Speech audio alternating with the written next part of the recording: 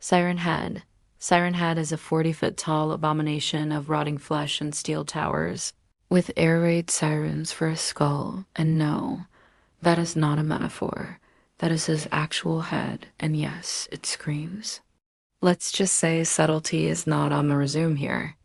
You hear a Cold War era emergency broadcast at 3 a.m. And it's not your weather radio glitching, it's a siren head humming sweet nothings into your skull bone. It's not hunting you, it's performing you. Created by Trevor Henderson, Siren Head isn't just a monster. He's a signal of decay, of memory rot, of the way old sounds carry trauma like mold in the attic of the national psyche. Why do the sirens sound so familiar? Because that's the whole point. Siren Head doesn't announce itself. It invokes something you already lived through, or maybe think you did. Amber alerts, tsunami warnings, fallout drills you're hardwired to listen. That's the first trick. The second trick, mimicry. Siren Head doesn't scream, it replays. Voices of your loved ones, dying soldiers, children sobbing. Like a walking trauma jukebox wired into a dying cassette deck, it doesn't invent terror.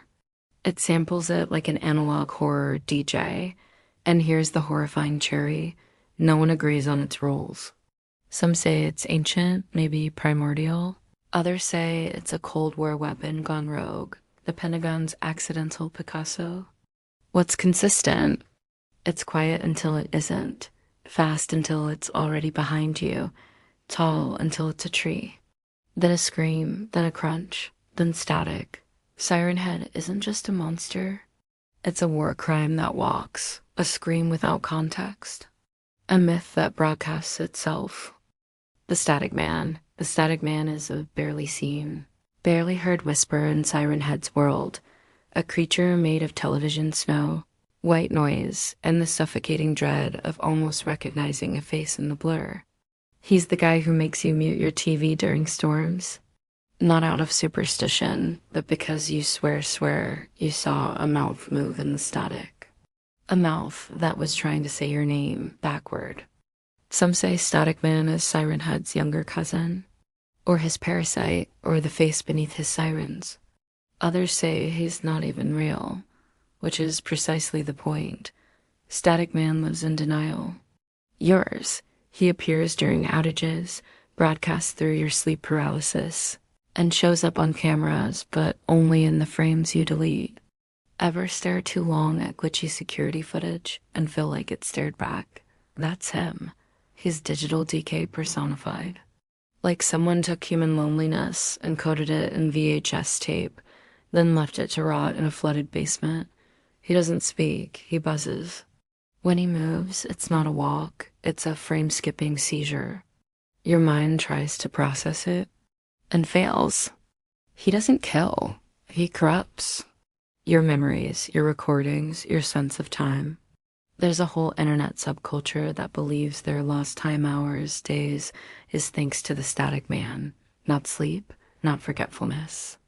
But the eraser in human form who scrubs you from your own narrative, you don't see him coming. You feel him, like the part of your brain that still remembers floppy disks screaming, "Hey, that's not supposed to be in this century." He is the uninvited rerun, the face that flickers for a millisecond between commercials and never quite leaves your head after. Mimic tree, a forest creature so still it makes statues jealous. The mimic tree is the reason hikers vanish between frames of a drone video. It's not a tree. It's not even trying to be a tree. It's just tall and quiet and profoundly good at impersonating your dead dog.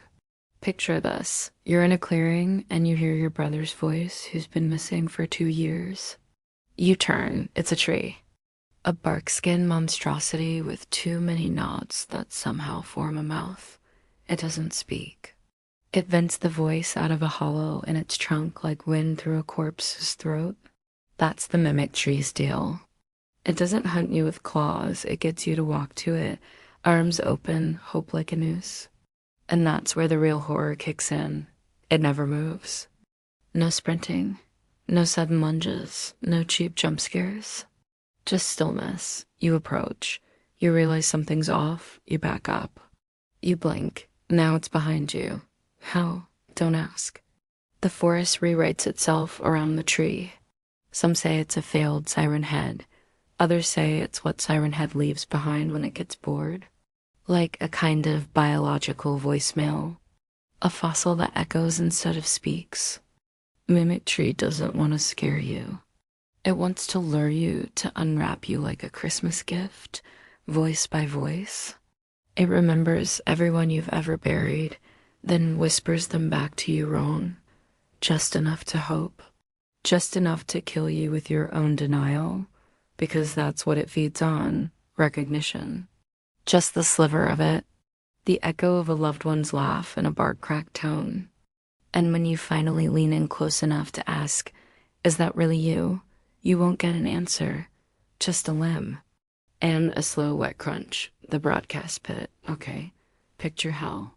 Now picture hell with rebar antennas, subterranean frequencies, and the ghosts of 1,000 Cold War psyops all humming one cursive playlist, the emergency alert system on infinite loop. That's the broadcast pit, a crater so deep even time feels pixelated inside it. It's not a place, it's a wound.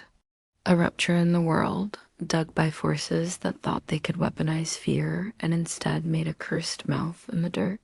You don't walk into the pit, you drift toward it. Because your compass doesn't work anymore, your GPS loops, your phone picks up channels that don't exist. And somewhere in the static, you hear a version of your own voice begging you to stop. And you don't. People say this is where Siren Head was born. Others say it's still there, coiled deep beneath the layers of broken satellite dishes and ossified bones of deer and men. What is certain is that the pit talks. Not in words, in warnings. Anyone who's entered and returned comes back humming. Not a tune, a frequency. They can't hear it, the dogs go berserk. Radios short out, and they all wake up at the same time each night, 2:19 a.m., the last known broadcast time of a number station that shouldn't exist. There's no bottom to the pit, no ending. Just noise stacked on noise, a monument to forgotten horrors, and beneath it all, some say, is a tongue. Not a metaphor, a real twitching tongue of meat and wire, because maybe the pit isn't a relic. Maybe it's a throat. The long radio? No, just no. You don't want to hear about this one. You think you do, but this isn't a creature. It's a promise. A living metal promise that somewhere, somehow, you've already died, and the long radio is still playing your last words on loop. It looks like a ham radio stretched across a meat scaffold 10 feet long, pulsing, humming, covered in dials that aren't wired to anything anymore but still spin. It was found in a fallout shelter beneath an abandoned ranger station in Wyoming. Still powered, still warm, and still screaming. Not white noise, not sirens, just voices. Your voice. From 5 minutes in the future.